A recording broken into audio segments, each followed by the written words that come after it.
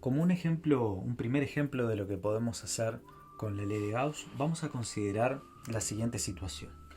Tenemos dos cargas, una positiva acá, Q1, y otra negativa. Q1 tiene un valor de 10 nanocoulomb, Q2 tiene un valor de menos 20 nanocoulombs, y nos interesa calcular el flujo 1, hallar Φ1, que sería el flujo eléctrico aquí, en esta superficie. Esto que está acá no es que sea una curva, sino que es toda una burbuja, una superficie que envuelve a Q1. Y como ven, no es una esfera, no tiene una forma de esfera, parece más bien como un maní, ¿sí? Como un huevo ahí.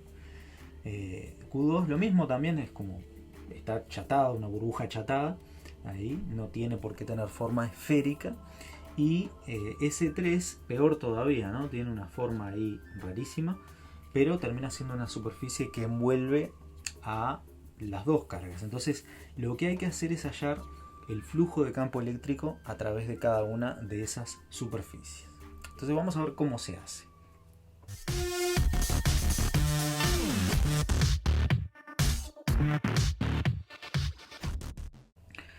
En primer lugar, podríamos pensar, decir, bueno, yo ya sé cómo se calcula el flujo de campo eléctrico, sé que el flujo de campo eléctrico se define en situaciones de simetría como E por A, pero vemos que podríamos calcular el campo eléctrico a cierta distancia, pero no tenemos el área de estos objetos porque son cuerpos que no tienen una forma definida, entonces perdimos la simetría.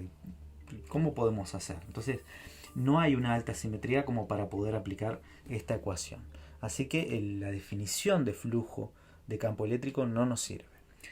Por lo tanto, tendríamos que ver otra manera de obtener el flujo de campo eléctrico, y la única otra forma de calcular el flujo de campo eléctrico es a partir justamente de la ley de Gauss. A partir de la ley de Gauss, el flujo de campo eléctrico sabemos que es la carga encerrada sobre epsilon sub 0. Esto fue lo que aprendimos recién con la ley de Gauss, ¿sí? Entonces lo que voy a hacer es tratar de aplicar en cada una de las superficies esta ecuación. Anoté acá arriba los dos valores de las cargas y la ley de Gauss, y ahora lo que vamos a hacer es proceder a resolver el ejercicio, empezando por el flujo número 1, que sería el flujo a través de la superficie 1. Si aplicamos la ecuación acá, la carga encerrada por la superficie 1 es solamente Q1, porque Q2 está fuera de la superficie, por lo tanto no es una carga encerrada. Así que cuando voy a poner la carga encerrada, en el caso del flujo 1 ponemos Q1 sobre epsilon sub 0, que es una constante, y lo único que hay que hacer es la cuenta. Q1 vale 10 nanocoulomb, o sea 10 por 10 a la menos 9 coulomb, sobre epsilon sub 0, que habíamos dicho que era 8,85 por 10 a la menos 12 coulomb cuadrado sobre newton metro cuadrado. Voy a poner las unidades en este caso para que ustedes vean en qué se termina midiendo el flujo de campo eléctrico, que ya habíamos dicho la vez pasada, pero vamos a ver que nuevamente con la ley de Gauss lo obtenemos.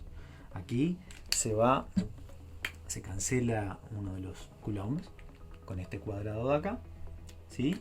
Y hacemos la cuenta con la calculadora. Bueno, acá tengo la calculadora, vamos a hacer la cuenta entonces. Sería 10 exponente a la menos 9 dividido 8,85 exponente a la menos 12, y eso me da 1130. Ojo con la coma, siempre acá, ¿sí? Esta coma que ustedes ven aquí es para separar los miles, ¿sí? Los miles de los millones, y generalmente el punto decimal es este que está acá, ¿sí? En casi todas las calculadoras es lo mismo, ¿sí? Hay que tener cuidado con eso, se los recuerdo porque es uno de los errores más comunes que cometen mis estudiantes todos los años, así que presten atención a eso. 1130, y fíjense que esto está dividiendo al divisor, por lo tanto pasa multiplicando newton metro cuadrado y queda un solo coulomb acá, que ya habíamos dicho que es la unidad del flujo de campo eléctrico. Ese sería el flujo 1. Vamos a hacer lo mismo para el flujo 2, pero ahora observen que en el flujo 2 la superficie ya no es esta otra superficie que envuelve a la carga 2. Por lo tanto, carga 2 sobre epsilon sub 0. Y vemos que acá no hay valor absoluto. Por lo tanto, si la carga es negativa, el flujo es negativo también. Y esto se puede interpretar pensando que las líneas de campo pueden salir de una superficie, atravesar hacia afuera una superficie, pero también pueden atravesar hacia adentro una superficie. O sea, puede haber un flujo positivo y puede haber un flujo negativo. Y en este caso justamente hay un flujo negativo. Fíjense que el flujo de campo 2 quedaría menos 20 por 10 a la menos 9 coulomb sobre 8,85 por 10 a la menos 12 coulomb cuadrado sobre newton metro cuadrado. Nuevamente aquí se cancela uno de los coulombs y nos queda negativo, ¿verdad? Menos dividido más nos da menos. Y no voy a hacer el cálculo de vuelta utilizando la calculadora porque vemos que si esta carga es el doble de la de arriba, como esto es la misma constante, el resultado va a ser el doble de lo que vemos acá. Y el doble de 1130 es 2260 newton metro cuadrado sobre coulomb. Perfecto. ¿Sí?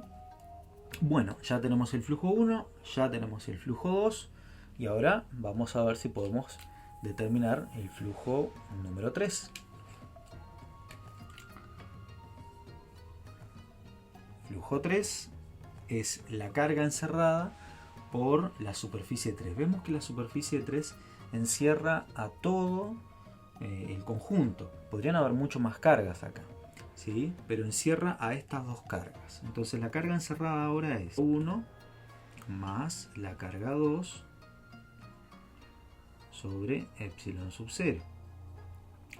La carga 1 es 10 nanocoulomb más la carga 2 que es menos 20 nanocoulomb. Entonces 10 más menos 20 o 10 menos 20 es menos 10 nanocoulomb, que es menos 10 por 10 a la menos 9 sobre 8,85 por 10 a la menos 12. Ya sabemos las unidades, así que no me voy a complicar con eso. Y no hace falta que utilicemos la calculadora nuevamente porque vemos que este flujo de acá es el mismo que el primero, pero con el signo cambiado. Por lo tanto va a ser menos 1130 newton metro cuadrado sobre coulomb. Así que vemos, ¿sí?, que con la ley de Gauss se puede fácilmente calcular el campo eléctrico, el flujo de campo eléctrico, que de otra manera sería imposible.